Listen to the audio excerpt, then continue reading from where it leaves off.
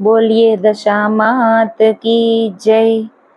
તો સ્વાગત છે તમારું અમારી યુટ્યુબ ચેનલ કથા સાગરમાં। અને આજે લઈને આવ્યા છીએ આપણે દશામા વ્રતની વાર્તા, જે તમને અહીંયા સંપૂર્ણ લખાણ સાથે જોવા મળશે, જેથી કરીને ઘરે જો તમે એકલા વ્રત કરતા હોય તો તમે આમાંથી જ એનું લખાણ છે એ વાંચીને પણ વાર્તા કરી શકો છો। અને જો ચેનલ ઉપર તમે નવા હોય તો ચેનલને સબસ્ક્રાઇબ કરવાનું અને વિડીયોને લાઈક કરવાનું ભૂલતા નહીં। તો ચાલો શરૂ કરીએ આપણે દશામાની વ્રત કથા। દશામા વ્રત। આ વ્રત અષાઢ વદ અમાસને દિવસે લેવાય છે। વ્રત કરનારે સવારે નાહી ધોઈ વાર્તા સાંભળવી અને 10 દિવસ સુધી નકોરડા ઉપવાસ કરવા, અને જો ન થઈ શકે તો એકટાણું કરવું। માટીની સાંઢણી બનાવી તેનું પૂજન કરવું। 10મે દિવસે આ સાંઢણી જળમાં પધરાવી દેવી। 5 વર્ષ પૂરા થઈ આ વ્રતનું ઉજવણું કરવું। ઉજવણામાં ચાંદીની સાંઢણી ઘડાવી સુપાત્ર બ્રાહ્મણને દાનમાં આપવી। અષાઢ મહિનો આવ્યો, દિવાસાનો દિવસ આવ્યો। ગામની સ્ત્રીઓ ભેગી મળી દશામાનું વ્રત કરવા માટે નદીએ નાહવા ગઈ। નદીને કાંઠે રાજાનો રાજમહેલ હતો। ઝરૂખામાં બેઠેલી રાણીએ તે સ્ત્રીઓને જોઈ રાણીએ પોતાની દાસીને બોલાવીને કહ્યું, જાતો, પેલી સ્ત્રીઓ ત્યાં ભેગી મળીને શું કરી રહી છે? દાસી તો તરત જ નદી કિનારે ગઈને બોલી, બહેનો, તમે બધા ભેગા મળી શું કરી રહ્યા છો? એક સ્ત્રી બોલી, બહેન, અમે દશામાનું વ્રત કરીએ છીએ। દાસી બોલી, આ વ્રત કેવી રીતે થાય? પેલી સ્ત્રી બોલી, 10 સૂતરના તાંતણા લઈ 10 ગાંઠો વાળવી તથા એ ગાંઠોને કંકુના ચાંદલા કરવા। દાસી બોલી, આ વ્રત કરવાથી શો લાભ થાય? પેલી સ્ત્રી બોલી, આ વ્રત કરવાથી નિર્ધનને ધન મળે, સંતાન સુખ મળે। દાસી તો આ બધું જાણી લઈ રાણી પાસે આવી અને દશામાના વ્રતની વાત કરી। રાણીબા તો આ સાંભળી પ્રભાવિત થઈ ગયા। તેમણે મનોમન નક્કી કરી લીધું કે પોતે દશામાનું વ્રત કરશે। રાત્રે સૂતી વખતે રાણીએ આ વાત રાજાને કરી। રાજાએ વ્રત કરવાની ચોખ્ખી ના પાડી દીધી અને ઉપરથી તેને સંભળાવી દીધું કે તારે વળી શેની ખોટ છે? ધન, દોલત, સુખ, સાહેબી, રાજપાટ, સંપત્તિ બધું જ છે, તો પછી વ્રત શા માટે કરવું જોઈએ? રાજાના આવા અહંકાર ભર્યા વચન સાંભળી રાણી નારાજ થઈ ગઈ। એ તો ખાધા પીધા વિના રિસાઈને સૂઈ ગયા। રાજાના અહંકાર ભર્યા વચનો સાંભળીને દશામાં કોપાયમાન થયા। તે આખા રાજ્યમાં ફરી વળ્યા। વહેલી સવારે આખા નગરમાં અંધાધૂંધી ફેલાઈ ગઈ। ભંડાર ખાલી થઈ ગયો, કોઠાર પણ ખાલી થઈ ગયો। રાજ્યની પ્રજા ચીથરે હાલ થઈ ગઈ। રાજા રાણી તો હાથે પગે ચાલી નીકળ્યા। ચાલતા ચાલતા તેઓ ગામને પાદરે એક વાડીમાં ગયા। તેઓ થાક્યા પાક્યા ત્યાં આરામ કરવા બેઠા કે આખી વાડીના ફૂલો સુકાઈ ગયા। રાજા રાણી ત્યાંથી ચાલી નીકળ્યા, સાથે બંને કુંવરો પણ હતા। ચારેય જણા ચાલતા રાણીની બહેનપણીને ઘેર આવ્યા।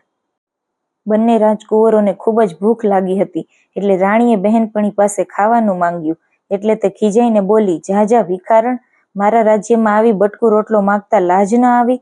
આવા વેણ સાંભળી તેઓ ત્યાંથી આગળ વધ્યા। રસ્તામાં એક વાવ આવી। બંને કુંવરોને ખૂબ તરસ લાગી હતી, એટલે તેઓ પાણી પીવા વાવમાં ગયા કે દશામાએ તેમને વાવમાં ખેંચી લીધા। આ જોઈ રાજા રાણી કલ્પાંત કરવા લાગ્યા। રાજાને ખાતરી થઈ ગઈ કે નક્કી આ બધું દશામાના વ્રતનું અપમાન કરવાનું કારણ છે। રાજાએ મનથી ખૂબ જ પસ્તાવો થવા લાગ્યો। તેમણે રાણીને આશ્વાસન આપતા કહ્યું, કલ્પાંત ન કરો રાણી, જેણે કુંવરો આપ્યા હતા તેણે લઈ લીધા છે। આપણી દશા ફરી ગઈ છે। સાચી જ દશામાં આપણા ઉપર કોપિયા લાગે છે। તેઓ કલ્પાંત કરતા કરતા આગળ વધ્યા। રસ્તામાં રાજાની બહેનનું ગામ આવ્યું। રાજાએ પોતાની બહેનને સમાચાર મોકલાવ્યા અને પોતે ગામને પાદરે મુકામ કર્યો। બહેનને સંદેશો મળતા તેમને લાગ્યું કે જરૂર ભાઈને કોઈ દુઃખ પડ્યું છે, નહીતર હાથી, ઘોડા અને રથ વગર તેઓ આવે જ નહીં। આમ વિચારી બહેને સુખડી બનાવી, માટલીમાં સુખડી તથા સાવ સોનાનું સાંકડું મૂકી પોતાના ભાઈને મોકલાવ્યું। ભાઈને માટલું મળ્યું અને માટલી ખોલીને જોયું તો સુખડીની જગ્યાએ ઈંટોના ટુકડા થઈ ગયા અને સાંકડાનો સાપ થઈ ગયો। આ જોઈ રાજા વિચારમાં પડી ગયો। તેને થયું કે પોતાની સગી માજણી બહેન પોતાના ભાઈને મારી નાખવા તો ન જ ઈચ્છતી હોય, જરૂર આ દશામાનો કોપ જ છે। આમ વિચારી રાજાએ તે માટલીને ભોંયમાં દાટી દીધી અને રાણીને લઈ આગળ ચાલવા લાગ્યા। આગળ જતા એક મોટી નદી આવી। નદી કાંઠે ચીભડાના વાડા હતા। રાણીએ ખેડૂતને કહ્યું, ભાઈ, અમને ખૂબ જ ભૂખ લાગી છે, એક ચીભડું ખાવા આપો તો સારું। ખેડૂતે તેમને એક ચીભડું તોડીને આપ્યું। રાજા રાણીને નિયમ હતો કે સૂર્યનારાયણ અસ્ત થયા પછી ખાવું નહીં, તેથી રાણીએ ચીભડું સાલ્લામાં સંતાડી દઈ સૂઈ ગયા। એવામાં અજાણ્યા સૈનિકો આવ્યા। પાસેના ગામમાં રાજાનો કુંવર રિસાઈને મોસાળ નાસી ગયો હતો, તેથી તે સૈનિકો તેને શોધતા શોધતા અહીં આવી ચડ્યા। તેમણે રાણીના સાલ્લામાં કંઈક સંતાડેલું જોઈ બોલ્યા, બહેન, તમારા સાલ્લામાં આ શું છે? ભાઈ, આ તો ચીભડું છે. સૈનિકોએ તેને બહાર કાઢી બતાવવા કહ્યું. રાણીએ તો સાલ્લામાંથી ચીભડું બહાર કાઢ્યું, પણ દશામાના કોપે તે ચીભડું કુંવરનું માથું થઈ ગયું. આથી સિપાહીઓ ખૂબ જ ગુસ્સે થઈ ગયા અને બોલ્યા, તમે જ રાજાના કુંવરને મારી નાખ્યો છે. આમ બોલી તેમને દોરડાથી બાંધી પોતાના રાજા પાસે લઈ ગયા અને રાજાએ પણ ગુસ્સે થઈ વગર વિચાર્યે તેમને કેદખાનામાં પૂરી દીધા. આમ રાજા રાણી જેલમાં દુઃખના દિવસો પસાર કરવા લાગ્યા. સમય જતાં વાર લાગતી નથી. એવામાં અષાઢ મહિનો આવ્યો અને દિવાસાનો દિવસ આવ્યો. રાણીને થયું કે રાજાએ દશામાનું અપમાન કર્યું છે, તેથી અમારી દશા આવી થઈ ગઈ છે. એટલે રાણીએ કારાવાસમાં દશામાનું વ્રત કરવાનું શરૂ કર્યું. તેણે 10 દિવસ સુધી નકોરડા ઉપવાસ કર્યા અને 10મે દિવસે માટીની સાંઢણી બનાવી, પૂજા કરી અને આદ્ર સ્વરે માની સ્તુતિ કરી. રાણીની ભક્તિ જોઈ દશામાં તેના ઉપર પ્રસન્ન થયા. આથી તેઓ નગરના રાજાના સ્વપ્નમાં આવી બોલ્યા, હે રાજન, તે આ રાજા રાણીને વગર વાંકે કારાવાસમાં પૂર્યા છે, તો તેમને છોડી દે. તારો કુંવર સવારે ઘેર આવી જશે. સવાર થતાં રાજાએ ઉઠીને જોયું તો કુંવર ઘેર આવી ગયો હતો. આથી રાજાએ જાતે જ જઈ પેલા રાજા રાણીને કેદમાંથી મુક્ત કર્યા અને તેમની માફી માંગી. પછી સારા વસ્ત્ર પહેરાવી તેમને માનપાન સાથે વિદાય કર્યા. હવે રાજા રાણીને લાગ્યું કે આપણી વળતી દશા લાગે છે, ચાલો આપણે ઘેર જઈએ. તેઓ ચાલતા ચાલતા બહેનને ગામને પાદરે આવ્યા. રાજાએ ત્યાં જઈ પેલી માટલી ખોદીને કાઢી અને ઉઘાડીને જોયું તો તેમાં સરસ મજાની સુખડી અને સોનાનું સાંકડું હતું. રાજા તે સુખડી અને સાંકડું લઈ વાવ પાસે આવ્યા. ત્યાં દશામાં એમના બંને કુંવરને લઈને ઊભા હતા. રાજા રાણી આવ્યા એટલે તેમના કુંવર તેમને સોંપી દીધા. રાજાએ તેમને પૂછ્યું, તમને આ કુંવરો ક્યાંથી મળ્યા?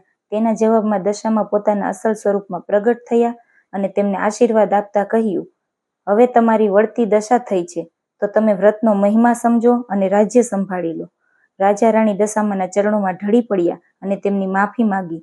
રાજા, રાણી અને કુંવર ત્યાંથી ચાલી નીકળ્યા. જે બહેનપણીએ પહેલા જાકારો દીધો હતો એ અત્યારે ઓરડા બહાર ઊભી હતી. તેણે રાણીને ઓળખી, ભેટી પડી અને બોલી, બહેન, બહુ દિવસે આવ્યા, આજે તો તમને નહીં જવા દઉં.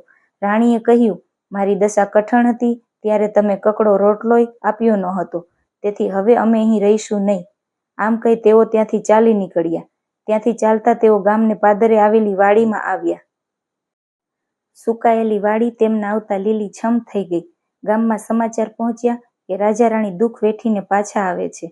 ગામના લોકોએ વાતે ગાતે સામયું કરી તેમને તેડી લાવ્યા. તેમના રાજ્યમાં પહેલા જેવું સુખ થઈ ગયું. રાજા રાણીએ 5 વર્ષ સુધી દશામાનું વ્રત કર્યું. વ્રત પૂરું કરી તેનું ઉજવણું પણ કર્યું. દશામાં જેવા રાજા રાણીને ફળ્યા તેમ સર્વને ફળજો. વ્રત કરનાર, વાર્તા લખનાર, વાર્તા વાંચનાર સર્વની દશા સુધારજો. સુખ સંપત્તિ અને સંતતિ આપજો. શ્રદ્ધા અને વિશ્વાસ અને સન્નિષ્ઠા પ્રદાન કરજો. બોલો દશામાની જય.